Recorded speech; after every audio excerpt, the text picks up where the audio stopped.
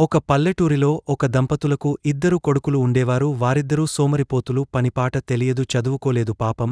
ఆ దంపతులు ఇద్దరూ కష్టపడి పనిచేసి వాళ్లకు పెట్టేవారు. అలా కూర్చొని తినడం వల్ల ఇద్దరూ ఏనుగులలా తయారయ్యారు. వీళ్ళిద్దర్నీ ఎలా అయినా ప్రయోజకులని చేయాలని శతవిధల ప్రయత్నం చేసేవారు. ఒకరోజు ఆ ఊరిలోకి ఒక మహర్షి వచ్చాడని, ఎంతటి సమస్య అయినా పరిష్కారం చేస్తాడని అందరూ ఊళ్ళో చెప్పుకుంటుంటే విని ఆ దంపతులు ఆ ఇద్దరు సోమరిపోతుల కొడుకులను ఆ మహర్షి దగ్గరికి తీసుకెళ్తారు. వల్ల సమస్యని చెప్పుకొని చాలా బాధపడుతారు. దానికి ఆ మహర్షి కంగారు పడకండి అమ్మ, నేను కొన్నాళ్ళు దేశాంతనం చేస్తున్నాను, వాళ్ళని నాతో పంపించండి అంటాడు. మహర్షి అన్న దానికి అంగీకరించలేదు ఆ సోమరిపోతులు. అందుకు ఆ మహర్షి 10 రోజులు నేను ఈ ఊర్లోనే ఉంటాను అని, తరువాత ఇష్టముంటే రావచ్చు లేదా ఇక్కడే ఉండొచ్చు అని అంటాడు. తరువాత ఏం జరిగిందో పార్ట్ 2 కోసం వీడియోని లైక్ చేసి ఛానల్ని సబ్స్క్రైబ్ చేసుకోండి.